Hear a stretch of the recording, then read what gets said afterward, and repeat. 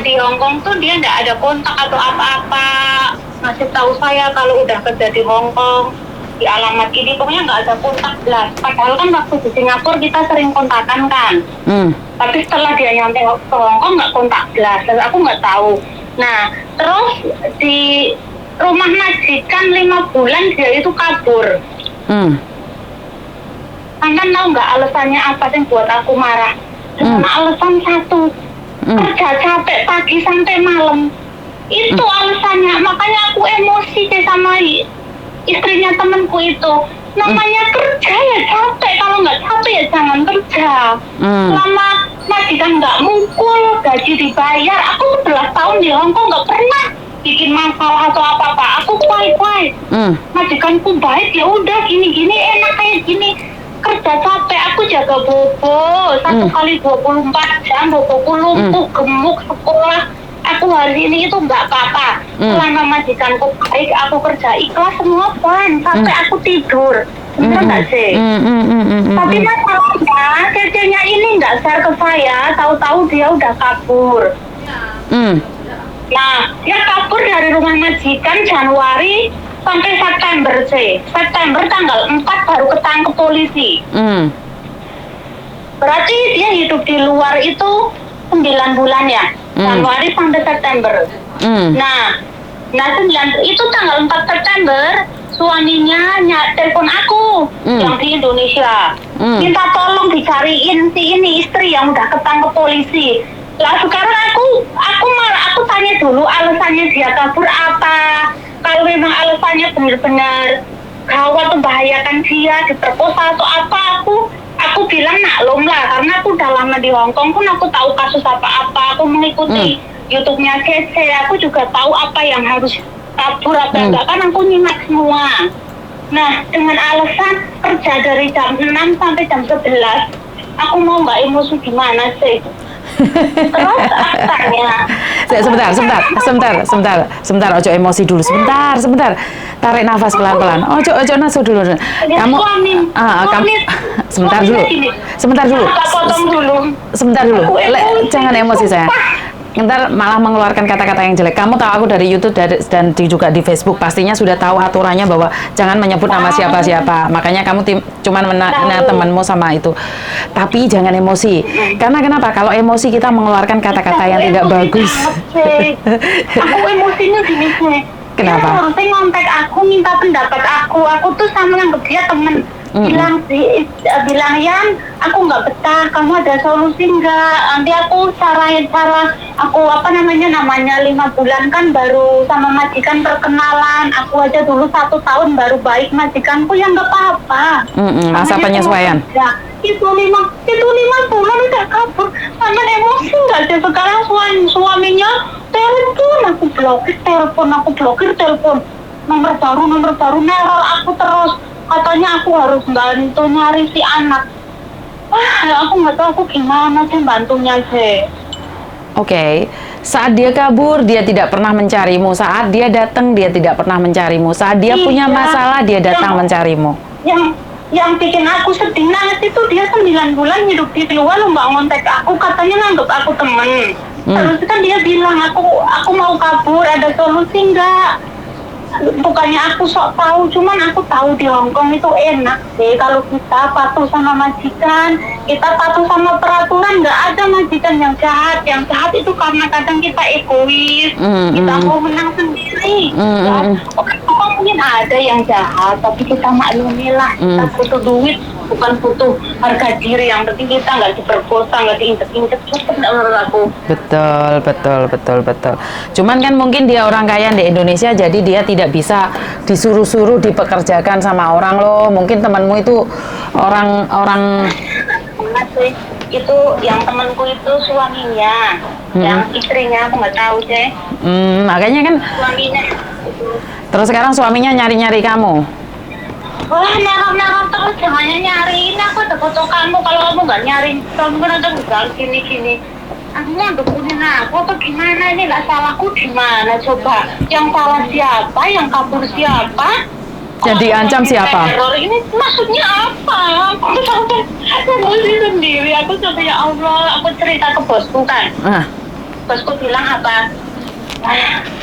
Disantet nggak mempan, tenang saja. Bosku bilang gitu. Oke, bosmu malah bilang disantet nggak mempan. Oke, sekarang bukan masalah bicara disantet dan tidak. Orang berbicara tentang peraturan. Sekali lagi, kalau di Hong Kong melanggar peraturan, siapapun kamu, dimanapun kamu, ditangkap itu wajar. Dan seandainya kamu bisa mencari dia, kamu ada KTP-nya dia nggak? Ada paspornya dia nggak? Jika memang iya, kamu bisa cari dia di CID di CIC atau CI apa gitu loh, Dek. Dunmun sana, aku bisa carikan alamatnya. Pertanyaannya, kamu mau besok dia? Hah? Kamu mau besok dia? Aku libur sebulan sekali aja, itu kalau majikan ngasih, soalnya nenek yang aku jaga itu lumpuh. Sekolah Senin sampai Sabtu aku ngawal. Aku jaga nenek itu non-stop, karena aku nggak mau nenek kenapa-napa, karena aku takut dia haus apa-apa nggak bisa ngomong. Jadi betul. Aku harus standby, bukannya lebay. Betul, betul. Nenek sehat lah, intinya gitu. Aku juga jarang libur, karena walaupun bosku kadang kamu nggak apa-apa libur, nak sehari itu bulan 2 bulan sekali. Tapi aku kan kadang lihat nenek aku kasihan, kadang nggak tega, takutnya nanti dia mau minum, bosnya nggak ngerti apa-apa. Jadi ya rasanya besok itu bukan nggak mau bantu, egois enggak sih. Aku nggak bisa jamin. Oke, berarti kan bukan karena ada harus beberapa kesiapan yang harus kamu diperlukan untuk kamu datang ke sana gitu loh. Dan juga mereka polisi akan nanyain siapa kamu, apa hubunganmu gitu loh. Karena secara langsung dan tidak langsung, kalau kamu besok dia, suatu saat dia punya masalah, polisi pun akan mencari kamu. Ngerti nggak? Ya, iya, bosku juga ngomong kayak gitu, iya. Iya, jadi kamu masih tetap berhubungan, dan suatu saat kalau dia ambil paperan atau apa, kan kamu tercantum sebagai temannya dia. Kalau ada apa-apa pun, iya, kamu punya sangkutan. Jadi bukan aku melarang kamu membantu, tapi kamu yakin orang yang kamu bantu itu benar-benar membutuhkan kamu? Enggak. Aku nggak yakin. Makanya aku dia butuhin aku dari awal dia datang, seharusnya dia kan ngubungin aku. Nah, betul. Betul. Dari aku. Betul. Jadi jangan dicari pas susahnya. Gilir enaknya kemana aja, kamu sama siapa aja. Dan selama 9 bulan hidup di luar, kamu ngapain aja? Kan kita sama-sama tidak tahu. Iya, Cek. Masa gini, Cek, aku yang 11 tahun di Hong Kong, Cek. Aku nggak pernah berurusan sama polisi, aku kuat sama majikan. Aku nggak pernah bikin ini itu, nggak. Dia yang baru 1 tahun kok beraninya kabur. Aku aja nggak kepikiran 11 tahun di Hong Kong mau kabur. Karena di Hong Kong itu negara hukum, bukan Indonesia. Kamu buang sampah aja didenda kok berani kabur. Aduh, aku nggak takut membayangin. Aku paling takut sama hukum. Kan dia mungkin sakti mandraguna, punya ilmu pedang naga puspa. Iya, aku kadang sana. Aku merinding, aku bener ya sih, aku kerja di Hong Kong, aku bener-bener disiplin. Dari jaga nenek harus tulus, nggak boleh melanggar apapun itu. Intinya kita kerja. Jujur tulus semuanya lah, karena aku mau kerja, aku nggak mau pindah-pindah, buang-buang waktu, belum tentu dapat yang lebih baik. Tapi ini malah kabur, ya Allah, aku sampai suaminya marah-marah, terus katanya kalau kamu nggak bantu ya, pokoknya intinya kayak orang ngancem tapi pelan gitu sih. Sekarang gini loh Mbak, diancem pun kalau kamu melakukan apa? Apa yang kamu lakukan? Lewung dia nggak pernah mencarimu kok. Ya iya, maksudnya selama 9 bulan tambah 5 bulan itu berapa? 14 bulan ya? Iya. Masa nggak nyari aku, tahu-tahu ketangkep baru nyari coba. Lah iya, aku iki sopo? Aduh ya Allah, aku sampai kalau dia misalnya baru datang terus nyari aku, siapa tahu nggak punya uang buat libur, ya udah aku pinjemin nggak apa-apa, karena baru datang itu kan udah biasa kita orang Indo saling bantu. Terus kalau ada solusi apa kan kamu bisa nanya, bukannya aku sok tahu. Aku kan udah di Hong Kong lama. Betul. Tanya solusinya gimana, apa ada pekerjaan yang lebih baik enggak, kerjanya capek. Tapi kalau alasan kerja capek bikin aku emosi, Cey. Sekarang kerja di Hong Kong siapa yang nggak capek, sayang? Capek. Siapa yang kerja nggak capek? Aku sampai, aduh, aku suka nanya, lah itu teman kamu tim kan jauh ka, tim ka佢走噶，佢話咧，所以先至屋企睇散步， Aku ketawa. Le choi san ku le chiu ku ama le dah. Le sap lok hello le sap piat. Le tu tak le mua ku mat le say hoa. Aku langsung ngomong gitu. Hoa le mau kong lah, aku bilang gitu, aku nggak perlu dipuji, yang penting aku tulus. Yang namanya orang kerja ya capek lah, ya udah tidur lah. Sebulan sekali gajian udah cukup, aku tuh itu aja. Itu alasannya capek cingkit, oke ya Allah, aku mau emosi. Aku udah tahu dari nadamu dari awal wes. Tabrak ae telepon wes, pokoknya iso melampiaskan deh Miss Yuni wes aman loh kayak. Aku bener sih, aku telepon siapa ya? Aku telepon ke temanku, dia pun nggak tahu solusi. Terus aku bilang, kalau saran saya, kamu nggak usah berurusan sama temen. Nanti kalau kamu udah bebasin dia, malah dia kabur. Nanti dia nyuri apa-apa, polisi telepon kamu lagi. Bosku bilang gitu kan. Lagian itu bukan teman kamu, yang teman kamu kan suaminya. Aku bilang iya, tapi suaminya neror terus, ya udah diblokir aja. Udah aku blokir deh, ganti nomor lagi.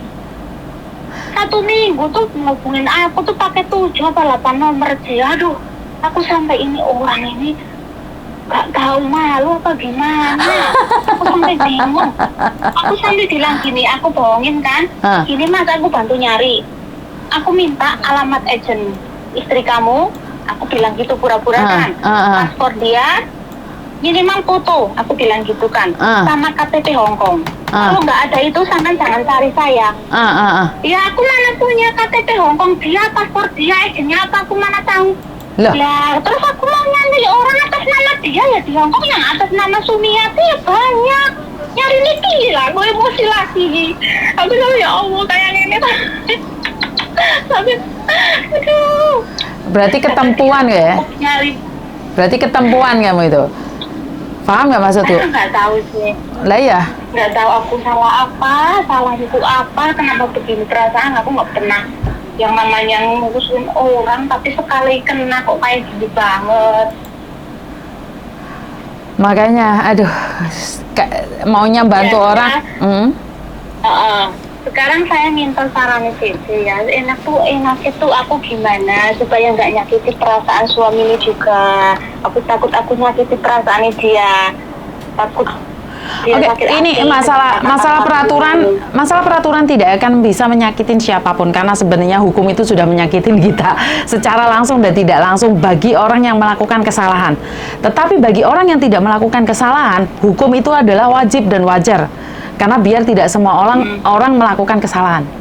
Menurut pendapatku, seseorang sudah berani melangkah overstay, resiko ditanggung sendiri. Dia mau mencari kemana kalau di penjara, sementara kamu tidak punya identitasnya dia sama sekali. Paham? Ya, nggak tahu. Kalau dia membutuhkan lebih baik dia laporan sama KJRI. Karena dari awal dia tidak mencari kamu, sayang. Dan ini urusan negara dan negara. Itu bukan hak kamu. Biar suaminya melaporkan ke KJRI kehilangan loh. Kehilangan kontak istrinya loh. Biar dia akan mencari agennya akan memberitahu ada apa. Itu alasannya.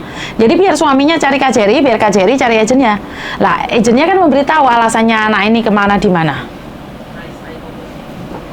Jangan-jangan kayak anakku yang kemarin itu hampir finish kontrak, ada disuruh kabur temennya. Kan kita juga nggak tahu. Iya, masa baru 5 bulan kabur, aku kayak nggak percaya, berani banget ya, Cek. Sekarang dunia... Kan kita ngasih potongan, mana ada perasaan. Iya, aku nggak percaya, aku sih bukannya gimana, kayak ada alasan yang nggak masuk akal. Masa dengan kerja capek kabur, aneh banget, nggak mungkin. Aku kayak nggak nyangka apa dia nyuri, apa-apa. Bukan, kalau dia baik-baik, dong. Kalau dia baik-baik, dia pasti menghubungi suaminya. Itu kalau dia baik-baik. Kalau mungkin dia punya cowok lain di sini kan nggak tahu juga. Iya. Jadi jangan ikut campur dan jangan punya prasangka yang jelek atau baik, itu terserah lah, dilepaskan saja karena kamu tidak tahu siapa-siapa, sayang. Semakin banyak bicara semakin salah, ngerti nggak? Jangan punya prasangka dan praduga. Iya. Karena kalau memang dia temanmu, dia akan mencarimu, sayang. Aku takutnya tuh, aku kan bener sering emosi kalau ngomong sama suaminya, kasar banget sih orang Purwodadi gitu kalau ngomong. Beda sama orang Wonosobo Jawa Tengah kan agak halus gitu. Ini kan sebenarnya Purwodadi, jadi ngomongnya agak kasar gitu. Kadang nyakiti perasaanku, aku takut aku emosi ke suaminya dia jadi sakit hati dengan kata-kataku. Makanya kan serba salah, kalau nggak diangkat katanya gimana ya Allah, terus aku kudu piye. Gini lah sayang, sekali lagi, itu hak mereka untuk mengatakan kamu yang jelek, tapi hak kamu juga untuk meninggalkan toksit. Ini adalah orang-orang toksit.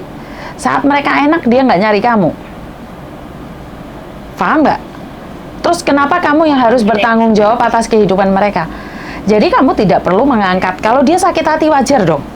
Namanya keinginan tidak diturutin, siapa sih yang nggak sakit hati? Tapi sampai kapan kamu akan nurutin orang sakit hati sementara kamu tidak pernah tahu keadaan mereka? Sementara mereka juga tidak pernah mau tahu keadaanmu. Yo intinya di sini masalah hukum, dia di penjara mungkin 3 bulan sampai 6 bulan. Setelah keluar tergantung dia mau pulang Indonesia atau jadi paper. Katakan itu aja sama suaminya. Kalau dia pingin jadi paper ya sudah tahu sendiri. Dia masih pingin tinggal di sini. Iya maaf. Maaf saya potong ya. Kalau paper itu apa? Maaf soalnya saya nggak pernah tahu urusan gitu. Taunya kerja gitu aja. Oke, paper itu apa? Paper atau aslum bisa dibilang dia melepaskan kewarganegaraannya untuk bisa tinggal di Hong Kong sini. Suatu saat akan dipindahkan ke negara lain. Singkat cerita, pengertiannya dari aslum itu seperti apa sih? Dalam bahasa Indonesia apa sih? Suaka, orang suaka. Kalau paper mungkin kalian tidak paham. Itu orang-orang suaka di mana minta perlindungan di negara Hong Kong dengan banyak alasan. Mungkin dibunuh atau tidak diizinkan pulang. Kalau pulang ntar dipukulin atau seperti apa. Jadi mereka adalah menjadi suaka di Hong Kong. Jadi mereka melepaskan kewarganegaraan, otomatis secara langsung dan tidak langsung paspornya ditahan oleh pemerintahan Hong Kong. Karena dia sudah melepaskan kewarganegaraan. Apakah bisa pulang? Apakah bisa pulang? Apakah bisa pulang? Itu tergantung dari mereka. Karena ada beberapa yang katanya nggak bisa pulang, kenyataannya bisa pulang. Karena saya sendiri tidak begitu tahu tentang paper atau aslum ini atau suaka. Jadi saya tidak begitu mendalami tentang paper ini. Jadi saya tidak ingin memberikan kata-kata yang salah ya. Saya cuma bisa membaca dari informasi saja. Tapi saya pribadi tidak ada pengalaman. Beda sama kayak data mandiri atau data ganda itu kan saya datang sendiri ke kantornya dan saya tahu. Tapi masalah suaka ini saya tidak tahu. Saya tidak ingin salah ngomong. Bener. Ngerti? Aku juga kurang paham sih. Jadi nanti intinya ya kalau suaminya tetap tanya-tanya ya itu mungkin di penjara 2-3 bulan baru nanti tahu perkembangannya seperti apa. Aku nggak bisa nyari soalnya nggak ada paspor sama KTP gitu aja mungkin. Betul. Itu betul. Maaf ya, kalau misalnya saya nggak bisa bantu, saya minta maaf. Benar-benar nggak bisa, soalnya di Hong Kong itu negara hukum. Soalnya aku 11 tahun nggak pernah berurusan sama polisi. Betul. Aku cuma kerja sama majikan, aku kerja bayaran, nggak boleh libur ya sudahlah, boleh libur ya alhamdulillah. Aku nggak pernah neko-neko. Lah ini baru 1 tahun kok udah kabur, aku merinding aku. Maksudnya berani, nyalinya gede banget, aku aja nggak berani. Makanya nggak berani aku. Maka dari itu jangan sesekali ikut campur karena ini sudah di luar area kita. Paham? Bosku kan bilang mendingan nggak usah kamu let haiku ya. Maksudnya katanya aku terlalu baik, kamu tuh terlalu baik, kamu nggak usah ikut campur sama polisi, nanti takutnya kamu keseret-seret. Mending kamu kerjaan, maksudnya kan bos kan tahu aku nggak pernah buat masalah, utang dan lain-lain. Jadi dia tahu selama aku kerja sama dia berapa tahun ini, 5 tahun hampir 6 tahun ya, dia tahu aku nggak pernah bermasalah kan. Jadi dia tuh saya likoe so ya tak lali mulai berita tiwa berele mau teng lah berele sih mau hitam, dia juga bilang gitu. Oke lah, nggak usah ikut campur sayang. Ya. Paham ya? Udah alasannya paspor sama KTP. Kamu ada. tidak Jadi tahu. aku nggak bisa bantu nyari gitu aja. Betul. Kalau sampean pengen nyari ya udah tanya KJRI aja. Aku bilang gitu aja ya, Betul, Teh. betul. Jadi jangan terlalu banyak ngomong, ntar salah malah. Paham? Iya. Oke Saya lah. paham. Oke lah. Terima kasih banget ya. Yuk. Oke, terima kasih sayang. Bye-bye. Oke, assalamualaikum. Waalaikumsalam. Oke, terima kasih buat mbaknya yang sudah menghubungin karena ketakutan tentang apa sih overstay sampai ketangkep. Jadi sekali lagi saya pribadi saya tidak akan pernah ikut campur dengan masalah orang lain karena ini yang telepon temennya ketakutan, kebingungan karena suaminya mencari terus-terusan dan meneror dia. Kalau dia mencari harusnya ke KJRI dong, itu kan berita kehilangan.